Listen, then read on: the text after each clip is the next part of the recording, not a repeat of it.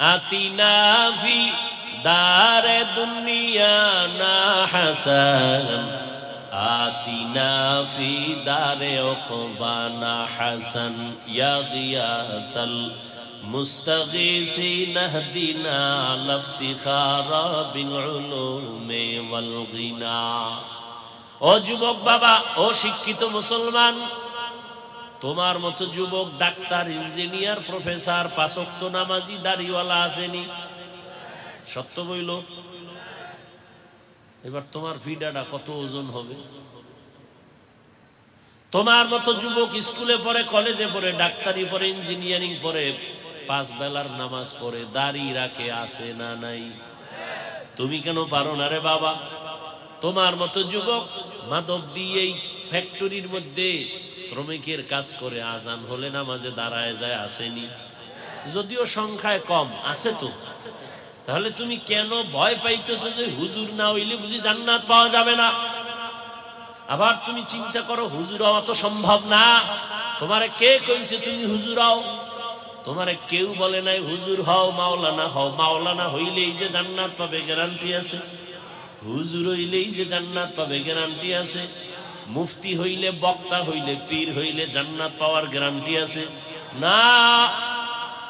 এজন্য হুজুর হওয়া কামিয়াবির লক্ষণ না। বান্দা নবীর আদর্শ মতো ব্যবসা করে, এটাই তোমার সফলতা। নবীর আদর্শ মানিয়া চাকরি করো, সফলতা। নবীর আদর্শ মেনে তুমি লেখাপড়া করো, সফলতা। ওস্তাদের দোয়া নাও, মা বাবার দোয়া নাও, লেখাপড়ার টাইমে লেখাপড়া করো। তোমার ক্লাসে মেয়ে থাকতে পারে, খবরদার একটা অনর্থক কথা বলবা না। যতটুকু পারো নজরটাকে হেফাজত করো। মোবাইলে কোনো কথা বলবা না, জবানকে হেফাজত করো। এক সময় তুমি ডাক্তার হইয়া মানুষের সেবা করবা, আবার আজান হয়ে গেছে, নামাজে দাঁড়ায় যাবা। তোমার এই ডাক্তারির পুরা জিন্দেগির সময়টা জান্নাতে যাওয়ার কারণ হয়ে যাবে। আমি নবীর থেকে একটা ঘোষণা দিই, শোন। কালান নবী সাল্লাল্লাহু আলাইহি ওয়া আলিহি ওয়া সাল্লাম, আত-তাজিরুস সুদুকুল আমিন মা'আন নাবিয়্যিনা ওয়াস সিদ্দীকিনা ওয়াশ শুহাদা। কিয়ামতের দিন সততার সাথে ব্যবসা যদি করো, কাস্টমারের যদি ধোঁকা না দাও, মিথ্যা কথা না বলো, 2 নাম্বারি না করো, মিথ্যা কথা বইলা যদি ব্যবসা না করো, কাস্টমারের ধোঁকা না দাও, আমি নবীর সাথে তুই জান্নাতে থাকবি। আহা, তোমরা এখন মোবাইল চালাও, সবার হাতে মোবাইল। গুগলে ঢুইকা মাঝে মাঝে এগুলো দেখ, সব তথ্য আছে গুগলে। তুমি আকাম দেখো কেন? কাজের দিক দেখলেও তো তোমার হায়াতে শেষ করতে পারবা না। ভালো ভালো তথ্য আছে, লেখবা কাগজে। তুমি একটা ভালো যুবক হও, একটা গবেষক হও, ভালো একটা লেকচারার হও, তথ্যবহুল আলোচনা করো। এই বেটা, তোদের মনে চাই ভিডিওতে এই যে সার্জিস নামের যুবক ছেলেটা আছে না, তোর এই পুরা মাদকদির 14 গোষ্ঠী এক পালায় ওজন দিলে সার্জিসের সমান হবে। ওরে আল্লাহ স্বর্ণ দিয়ে বানাইছে। ও কি ইন্ডিয়ার থেকে আসছে, আসমান থেকে আসছে? তো ও তো তোর মতো যুবক, তোর মতো পচা পায়খানা খায় নাই। প্রত্যেকটা মানুষ উপরে উঠার জন্য তার চরিত্র মূল সম্পদ, আর ধ্বংস হওয়ার জন্য চরিত্র ধ্বংস, এটাই মূল কারণ। চোখের সামনে দেখতেছো কি পরিমাণ মেধা, কি পরিমাণ মেধা, এটা তো তোমার মধ্যেও আছে। তুমি সারা রাত মোবাইল নিয়ে আকাম করবা, মেধা থাকবে কেমনে? মা বাবার সাথে বেয়াদবি, শিক্ষকের সাথে বেয়াদবি, আলেমদের সাথে বেয়াদবি, তো দুনিয়াতে মরার আগেই জুতা খাইয়া মরা লাগবে। তোমার কপাল এরকম। والنجم والشجر يسجدان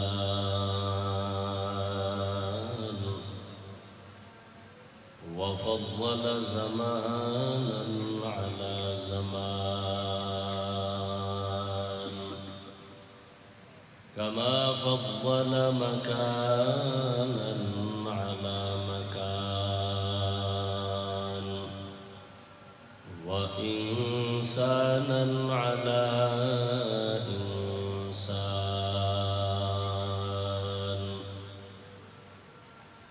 ونشهد أن لا إله إلا الله وحده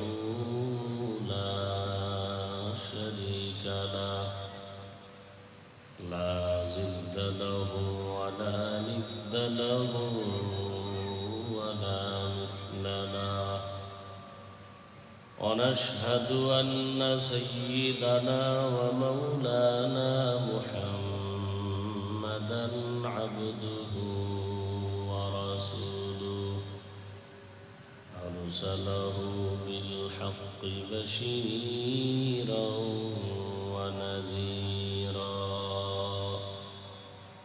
وداعيا إلى الله بإذنه وسراجا منيرا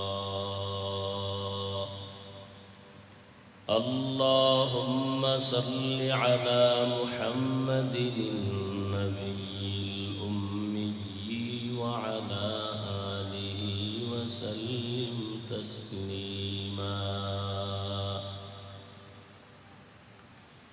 وبعد فأعوذ بالله من الشيطان الرجيم بسم الله الرحمن الرحيم وما خلقت الجن والإنس إلا ليعبدون وقال النبي صلى الله عليه وآله وسلم لا طاعة لمخلوق في معصية الخالق أو كما قال النبي عليه الصلاة والسلام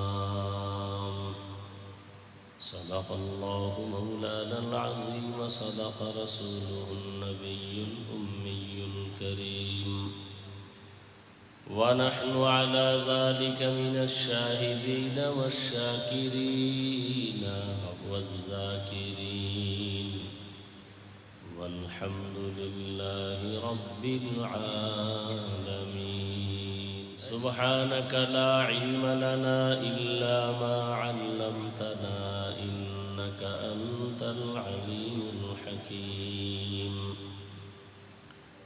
رب اشرح لي صدري ويسر لي أمري واحلل عقدة من لساني يفقه قولي दुर्फशानी ने तेरे कदरों को दरिया कर दिया दिल को रोशन कर दिया आँखों को बीना कर दिया हकीकत खुल जाएगी बवक़्ते इम्तिहा तेरे कि सुस्ती में या मेहनत में गुजारी जिंदगी तूने मुहम्मद ने आकर कुफर को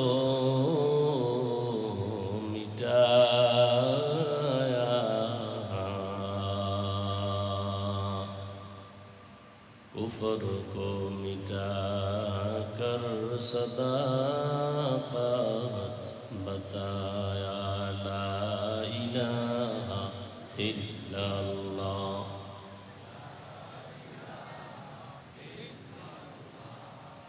ला इलाहा इल्लल्लाह ला इलाहा इल्लल्लाह ला इलाहा इल्लल्लाह ला इलाहा इल्लल्लाह ला इलाहा इल्लल्लाह ला इलाहा इल्लल्लाह मुहम्मदुर रसूलुल्लाह।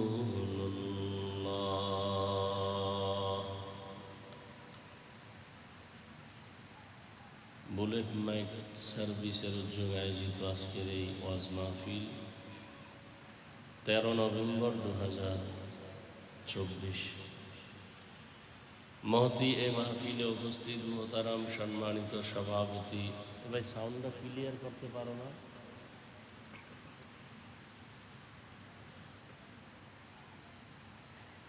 হযরত উলামায়ে কেরাম, বিভিন্ন জায়গা থেকে আগত আল্লাহ পাকের আশিকিন, জাকিরিন, শাকিরিন, মুহিব্বিন, মুরব্বিয়ান এজম, কলিজার টুকরা আমার সমবয়সী যুবক বন্ধুগণ, স্নেহের ছোট ভাই, পর্দার আড়ালে সম্মানিতা মা ও বোনেরা, আল্লাহ পাকের দরবারে লাখো কোটি শুকর যে মহান রব্বুল আলামিন এই ফিতনার যুগে হাজারো মানুষের মধ্য থেকে বাছাই করে আমাদেরকে বরকতি মজলিসে আসা বসার তৌফিক দান করেছেন। নেয়ামতের শুকর আদায়ার্থে ইমানের আওয়াজকে উঁচু করে মহব্বতে সকলেই পড়ি আলহামদুলিল্লাহ।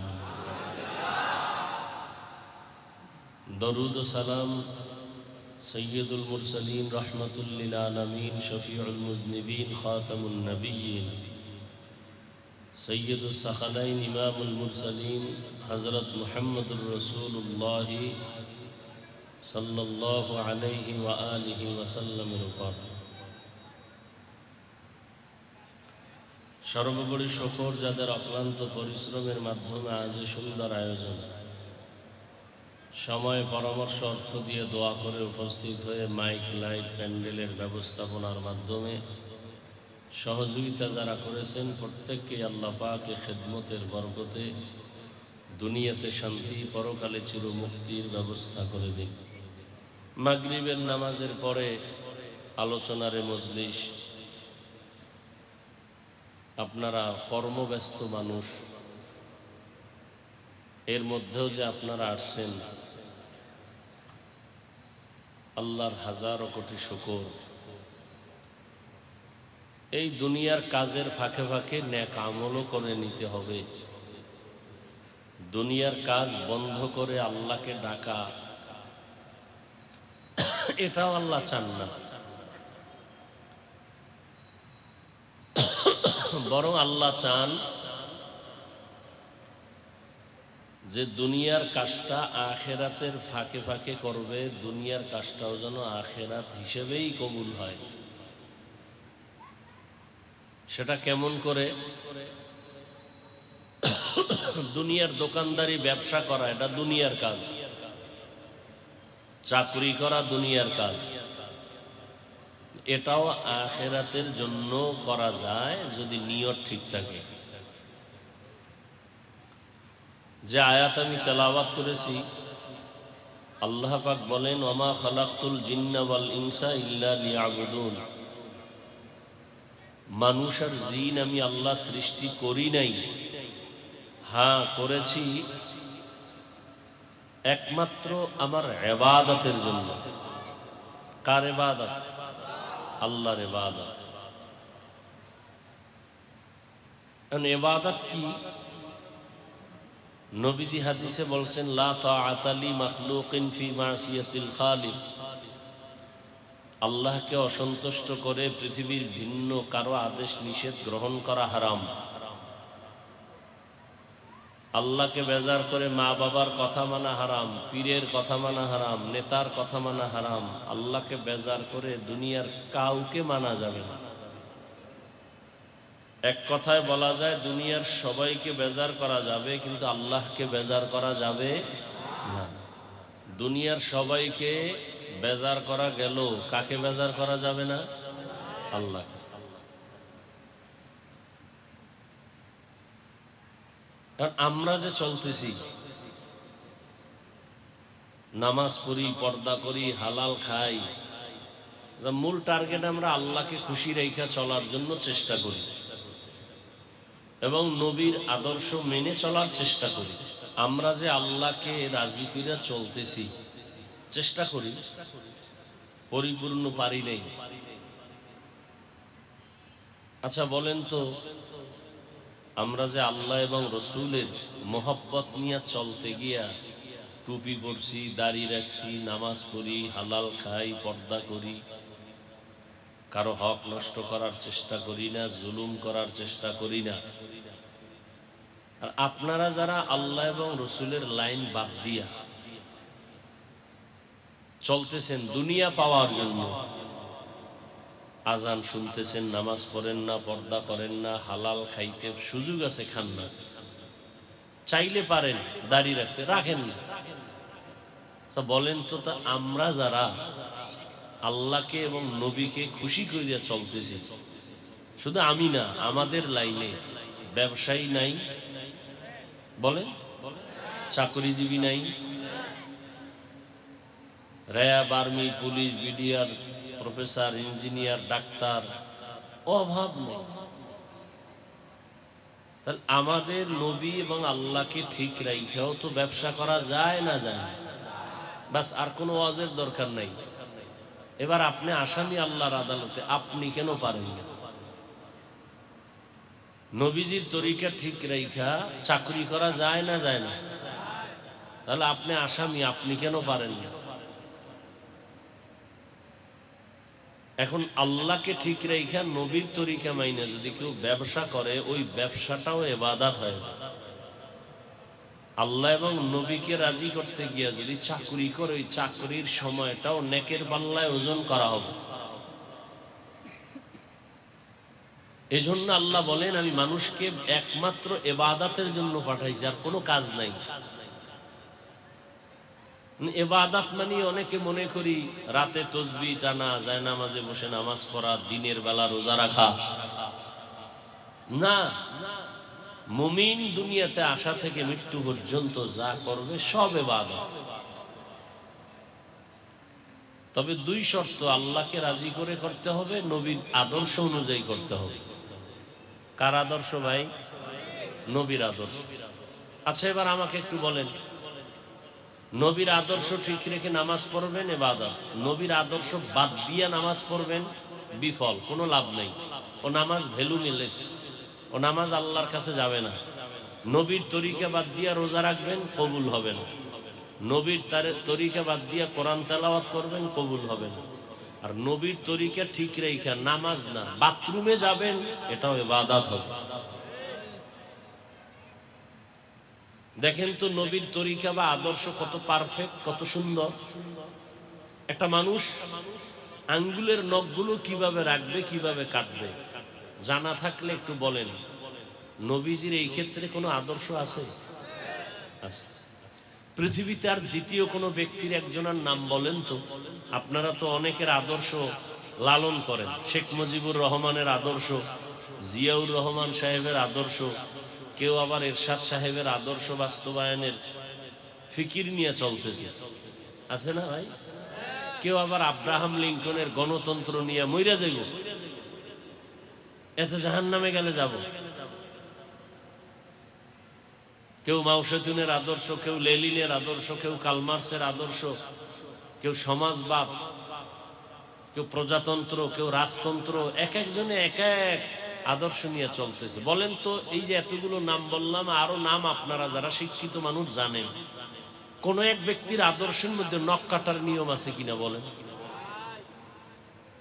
নবীর আদর্শ এত পারফেক্ট যে আপনি জুতা দুইটা পায়ে ঢুকাবেন কিভাবে, নবী তাও শিখায় গেছেন। এক বোতল পানি, পিপাসা আছে আপনারও আমারও, পানিটা এখন পান করব। নবীর তরিকা আপনি পান করবেন কেমনে? আপনার বাম হাত দৌড় দিছে, দৌড়ায় বাম হাতটা ধরলেন, ধইরা ডান হাতে বোতল ধইরা মুখ খুললেন বাম হাত দিয়া, আস্তে বাম হাতে ধইরা পানিটা এক টানে শেষ। এই পানিটা আমিও পান করব, কিন্তু বলেও বাম হাত এই বোতলে যাবে না, আমার যাবে ডান হাত। মুখাটা খুইলা পুরা পানিটা আমিও পান করব, কিন্তু তিনটা ধাক্কা দিব, তিনটা স্টেশন, এই পানিটা পুরাই আমি পান করব তিনবারে। তাহলে আমারও পিপাসা নিবারণ হইল, আপনারও নিবারণ হইল, কিন্তু আপনারটা ইবাদত হয় না, আমারটা ইবাদত হবে কেন? রসুলের আদর্শের কারণে। পৃথিবীতে আপনারা অনেক ভালো মানুষ, বুঝের মানুষ, খেয়াল করেন, বর্তমান দুনিয়াতে যারা বিজ্ঞান আবিষ্কার করেছে, বৈজ্ঞানিক গবেষক, এরা কিন্তু মোহাম্মদের এই লোকটা কে, কি গবেষণা করেছে, এগুলো নিয়ে রিসার্চ করে। উনি 3 শ্বাসে পানি পান করতে বললেন কেন? পানি তো একটা টান মারলেই হয়ে যায়। এটি নিয়ে গবেষণা করছে। বিজ্ঞান ও কোরআন, বিজ্ঞান ইসলাম এ নামে বহু কিতাব আছে বাংলায়, খুব খেয়াল করে পারলে কিনা পড়েন। বিজ্ঞান আবিষ্কার করছে মুহাম্মদ কেমন এক মনীষী, কেমন একজন আদর্শের নেতা, যে পানি পান করার ক্ষেত্রে 3 শ্বাসে করতে বললেন কেন। রিসার্চ করে দেখছে যে পানি যদি 1 শ্বাসে পান করে, ওই পানিটা যেখানে পৌঁছার ওখানে গিয়ে আটকায় যায়। দেখেন পানি, আমাদের ওই ধাঁধা আছে, ধাঁধা কয় কাটা বনে আটকায় না, দ্রুত দৌড়ায়, এটা কি বলতো? এটা ধাঁধা, কয় পানি।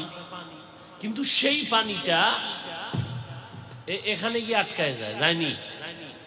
কথা বলেন না কেন? গলায় আটকায়নি। চিন্তা করেন তো কারণ কি? যেই পানি কোথাও আটকায় না, সেটা গলায় গিয়ে আটকায় কেন? একটু চিন্তা করেন। আল্লাহ কুত্তা শুয়ারকে চিন্তা করার মেধা দেন নাই, মানুষকে দিচ্ছেন। একটু চিন্তা করেন তো। এই জন্য বৈজ্ঞানিকরা, গবেষকরা, ডাক্তারেরা না, এরা বেলাইনে থাকলে তাড়াতাড়ি ইসলাম নিয়ে নেয়। কেন?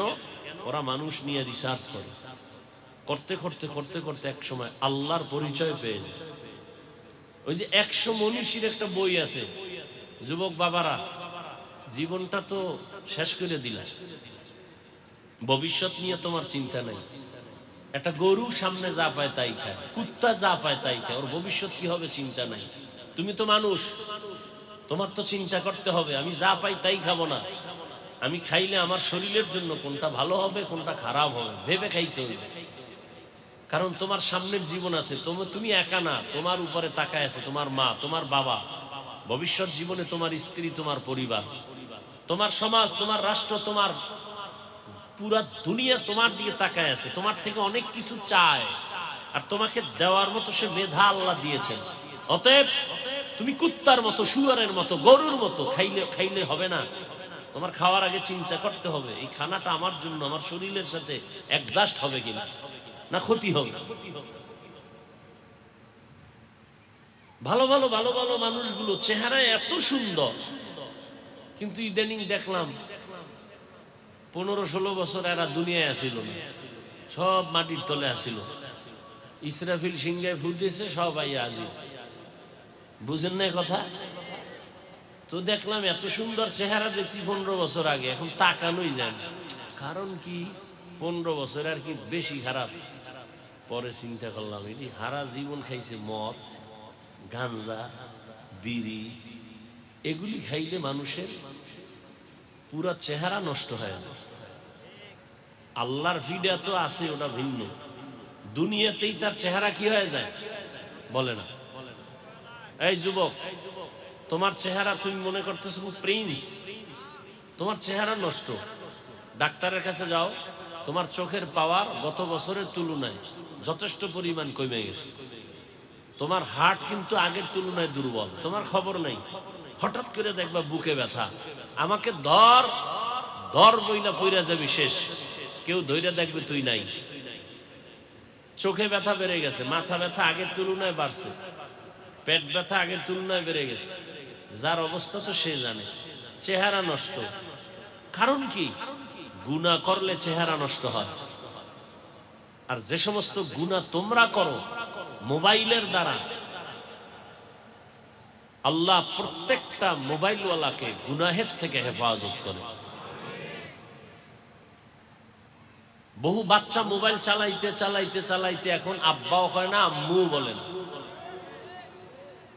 এটা আমি বানায় বলতেছি না, এরকম বহু প্রমাণ আমার কাছে আসছে। হুজুর একটু তদবির দেন, বাচ্চা কথা বলতে পারে না কেন? জন্মগত বোবা? কয় না, মোবাইল দিয়েছেন, খাও মোবাইল দিয়েছে। মোবাইল দেখতে দেখতে দেখতে দেখতে আব্বু আম্মু জীবনে শিখে নাই, বোবার মতোই থাকে, কথাও বলতে পারে। তো দেখেন, আমরা নবীর তরিকা যারা মানি, বলেন তো আমরা একবেলা কম খাই, তাহলে আপনি নবীর তরিকা বাদ দিয়া কতদূর আগাইছেন, আর আমি কতটুকু পিছনে পড়েছি? এই জিনিসগুলো একটু ভাবেন। আপনি বাসায় যাবেন, ফ্রেশ হবেন বাসায় গিয়ে, যারা একটু মানের মানুষ। আর যেটি আনকোয়ালিটি এটি যেহেনে রাইত হেনে খাই, জুতা সহ ঘুমাই যে, জুতা খোলার সময় নেই, ঘুমে টান মারছে, শুয়ে বসছে। আর যারা কোয়ালিটির মানুষ বাসায় গিয়ে ফ্রেশ হবে, ফ্রেশ মানে হাত ধুইব, চেহারা ধুইব, পা ধুইব। ঠিক আমিও আজকে বয়ান শেষ করে বাসায় যাই আমিও ফ্রেশ হব, আমিও হাত ধুবো, চেহারা ধুবো, পাও ধুবো। আমারটা ইবাদত হবে, তোমারটা ইবাদত হবে না। কেন? আমি হাত পা চেহারা ধুইতে গিয়ে ওযু করে ফেলবো। দেখো একই কাজ, তোমারটা ওযু হয় না, আমারটা ওযু হয়ে গেছে, একই কাজ। রাস্তায় তুমিও হাঁটো, আমিও হাঁটি, আমারটা ইবাদত, তোমারটা ইবাদত না। কেন? আমি হাঁটতে গিয়ে চেষ্টা করি, রসুলের আইন আছে, ডাইনে হাঁটো, নজর নিচে রাখো। তোমার তো ডান বাম নাই, গরু যেমন হাঁটে আর চাটে, তুমিও হাঁটো আর চাটো। ডান হাতে বিড়ি, বাম হাতে চা, হাঁটে আর চাটে। তোমারটা ইবাদত না। জুতা তুমিও পরবা, আমিও পরবো, কিন্তু আলহামদুলিল্লাহ আমি বুঝাবার জন্য বলি, অহংকার না। আমি জুতা পরতে গিয়া রসুলের আদর্শ হলো ডান পাও, ডান জুতা আগে ঢুকবে সুন্নত, পরে বাম জুতায় বাম পা ঢুকবে। এবার দোনো পায়ে দুই জুতা ঢুকলো নি, কথা বলেন না কেন? কোন পা আগে ঢুকছে? তারপরে এবার দোনো পা লেভেল পজিশনে রাইখা এবার আমি কদম দিব, রসুলের সুন্নাত, ডান পা দিয়া কদম দাও, সুন্নত। জুতা তো আপনিও পড়ছেন, আমিও পড়ছি, কিন্তু আমারটা ইবাদত, আপনারটা ইবাদত হবে না, কারণ রসুলের আদর্শ নাই। এখন আমার কথা, শিক্ষিত মানুষ একজন দাঁড়ায় যদি বলতে পারো মদিনার নবীর আদর্শ থেকে আরো সুন্দর আদর্শ আছে আর একজনের কাছে, আল্লাহর জাত ও সিফাতের কসম, আমি নবীরটা বাদ দিয়ে আমি তারটা নিব। যুবক আছে তোমার মতো এরকম কেউ যে নবীর থেকেও আরো সুন্দর আদর্শ আছে? শেখ মুজিবুর রহমান সাহেবের ভেতরে নবীর থেকে সুন্দর আদর্শ জিয়াউর রহমানের ভেতরে। যদি বলতে পারো, দেখাইতে পারো নবীরটা বাদ, আমি জিয়া সাহেবেরটা নিব, শেখ মুজিবেরটা নিব, পারবা? বরং আমি এক কথায় জবাব দেই, সারা বাংলাদেশে দুনিয়ার সব আদর্শ না পাক, একমাত্র মদিনার আদর্শই হলো পাক। তা তুমি গ্রহণ করো না কেন?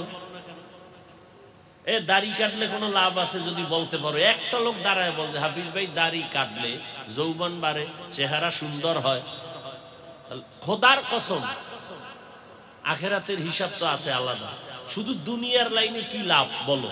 চেহারা ভালো হবে, স্বাস্থ্য ভালো হবে, যৌবন বাড়বে, হায়াত বাড়বে। একটা খাও, আমি দাড়ি কেটে ফেলবো, যাও তোমার সাথে আমি এক হয়ে যাই, গেলাম। পারবা? যুবকেরা বলো।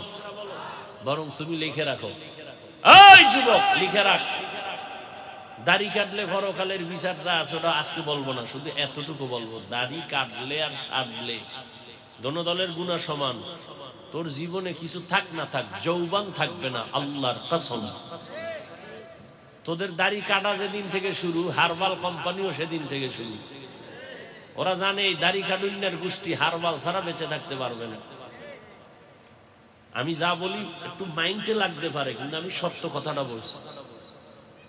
আর আমার তোমার সাথে কোনো দুশ্মনী নাই যে তোমারে কতদূর ধাক্কা দিয়ে আমি খুব উপরে উঠে যাব, না। বলতেছি খুব কঠিন। ডাক্তার টিউমারের রোগী, টিউমার কাটতেছে ছুরি দিয়া, রক্ত বের হয় না, হয় না? শরীর থেকে রক্ত যাওয়া এটা ক্ষতি না? ক্ষতি। রোগী যদি মনে করে এ ডাক্তার আমার দুশ্মন, আমার শরীরে রক্ত নষ্ট করতেছে, আমারে ছুরি দিয়া কাটতেছে, আসলে কি দুশ্মন? বরং ডাক্তার তোমার স্থায়ী সমাধান চায়, শান্তি চায়, সুস্থতা চায়। তো কথা যদি একটু কর্কশ বলি বা মনে আঘাত লাগতে পারে, তো উদ্দেশ্য ক্ষণস্থায়ী না, চিরস্থায়ী জীবনে জান্নাতে শান্তিতে থাকতে চাই, আল্লাহর মোহাব্বত নিয়ে রসুলের সাথে জান্নাতে থাকতে চাই, অন্য কিছু না। কই আমি এখানে এতক্ষণ যা বলতেছি একবারও কিন্তু বলি না এই স্কুলে যারা পড়ো হারাম, বলছি। কলেজে যারা পড়ো তোরা জাহান্নামী, বলছি। সবাই স্কুল কলেজে তালা লাগায় হুজুরায় যা তসবিহ পাগড়ি লাগা বলছি? বলিনি। বরং সারা দেশে আমি আরো সাহস দেই, স্কুলে পড়ো, কলেজে পড়ো, চাকরি করো, ব্যবসা করো, কোনো বাধা নাই। আমি কিন্তু শুরুতেই বলছিলাম দুনিয়া বাদ দিয়া শুধু আখেরাত আখেরাত বললে এটা আল্লাহ চান না, বরং আল্লাহ চান তুই বিয়া করবি, সন্তান নিবি, ব্যবসার প্রয়োজনে ব্যবসা করবি, প্রয়োজনে চাকরি করবি। বান্দা তুমি প্রয়োজনে লেখাপড়া করে ডাক্তারি পড়বা, বাধা নাই। প্রয়োজনে ইঞ্জিনিয়ারিং পড়ো, বাধা নাই। প্রয়োজনে তুমি একজন প্রফেসর হও, বাধা নাই। তোমার দুনিয়ার সব ঠিক রেখা সন্তানের খানা দাও, স্ত্রীর খানা দাও, মা বাবার জন্য চাকরি করে খানা দাও, নামাজের সময় নামাজ পড়ো, জবানকে হেফাজত করো, নজরকে হেফাজত করো। তোমার ব্যবসাও চলবে, নামাজও চলবে, চাকরিও চলবে, নামাজও চলবে, লেখাপড়াও চলবে, নামাজও চলবে। তোমার ওই লেখাপড়া নামাজ, নামাজ আর লেখাপড়া নামাজ, ব্যবসা নামাজ, চাকরি সব আল্লাহ তাআলা ইবাদত হিসাবে জান্নাতের পুঁজি বানায় দিবে।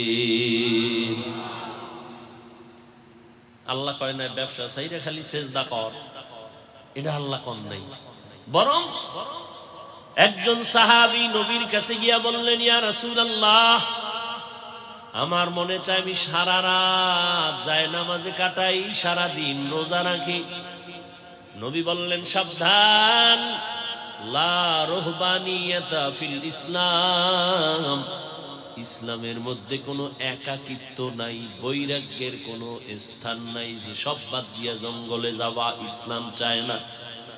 বরং ইসলাম বলে তুমি নামাজ পড়ো, আবার সংসার চালানোর জন্য গাধার মতো দৌড়াও, ব্যবসা করো, কত মানুষের গালি শুনো, কষ্ট করিয়া হালাল কিছু টাকা উপার্জন করে, ঘামে টাকা তোমার স্ত্রীর পেছনে ব্যয় করো, মা বাবার পেছনে, সন্তানের পেছনে। এই টাকাগুলো দান করলে যা পাবা, সন্তানের পেছনে, মা বাবা, স্ত্রীর পেছনে, পরিবারের পেছনে যত পয়সা তুমি ব্যয় করবা, আল্লাহর নবী বলেন আল্লাহর জাতের কসম, এই প্রত্যেকটা অর্থ জান্নাতে যাওয়ার কারণ হয়ে যাবে। মসজিদে দিলে সওয়াব আছে না নাই? ওয়াজ মাহফিলে দিবেন, মাদ্রাসায় দিবেন, সওয়াব। ঠিক তেমনি ভাবে আপনি স্ত্রীর পেছনে, সন্তানের পেছনে, মা বাবার পেছনে যত টাকা ব্যয় করবেন সবগুলো সওয়াব। এমনকি হাদিসে স্পষ্ট আছে, একজন স্বামী স্ত্রীর মুখে একটা লোকমা, খানার লোকমাও যদি দেয়, এই লোকমাটাও আল্লাহ ফেরেশতা দিয়ে লেখায় রাখে, নেকের পাল্লায় ওজন হবে। সুবহানাল্লাহ। না আতিনা ফি দারে দুনিয়া না হাসান, আতিনা ফি দারে উকবা না হাসান, ইয়া গিয়াসাল মুস্তাগীসিন ইহদিনা লাফতিখারা বিল উলুমি ওয়াল গিনা। ও যুবক বাবা, ও শিক্ষিত মুসলমান, তোমার মতো যুবক ডাক্তার, ইঞ্জিনিয়ার, প্রফেসর, পাঁচ ওয়াক্ত নামাজি, দাড়িওয়ালা আসেনি? সত্য বইল। এবার তোমার ফিডাটা কত ওজন হবে? তোমার মতো যুবক স্কুলে পড়ে, কলেজে পড়ে, ডাক্তারি পড়ে, ইঞ্জিনিয়ারিং পড়ে, পাঁচ বেলার নামাজ পড়ে, দাড়ি রাখে, আছে না নাই? তুমি কেন পারো না রে বাবা? তোমার মতো যুবক মাদক দিয়েই ফ্যাক্টরির মধ্যে শ্রমিকের কাজ করে, আজান হলে নামাজে দাঁড়ায় যায়, আসেনি?